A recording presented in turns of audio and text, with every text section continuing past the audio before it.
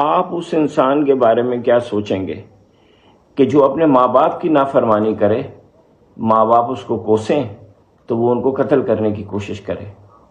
آگے چلیں، اس کے بارے میں کیا کہیں گے جو نبی، جس پہ ہم کہتے ہیں کہ ہمارے ماں باپ آپ پہ قربان، نبی کی نافرمانی کرے، نبی ان کو کوسیں تو وہ نبی کو قتل کرنے کی کوشش کرے؟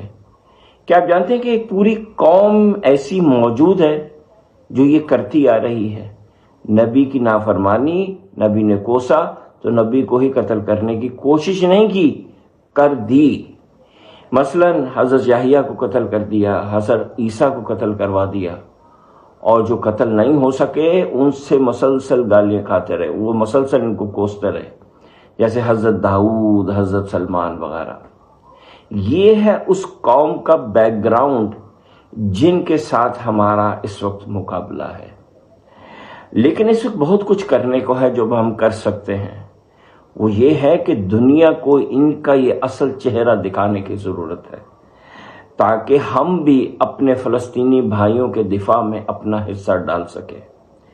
یاد رکھیں کہ جب حضرت ابراہیم کو آگ میں پھینکا جا رہا تھا تو حدیث میں آتا ہے کہ ایک چھوٹی سی چڑیا تھی جو منہ میں قطرہ پانی کا ڈال کے تو آگ میں ڈالتی تھی، اور ہمارے نبی پاک کی حدیث کے ذریعے وہ چڑیا امر ہو گئی۔ کیا ہم آپ نہیں چاہیں گے کہ ہم وہ ایک چھوٹی سی چڑیا ہوں؟ ہم وہ چڑیا ہو سکتے ہیں، مگر کیسے؟ بہت آسان ہے۔ اس وقت پوری دنیا اس قوم کے خلاف ہو رہی ہے۔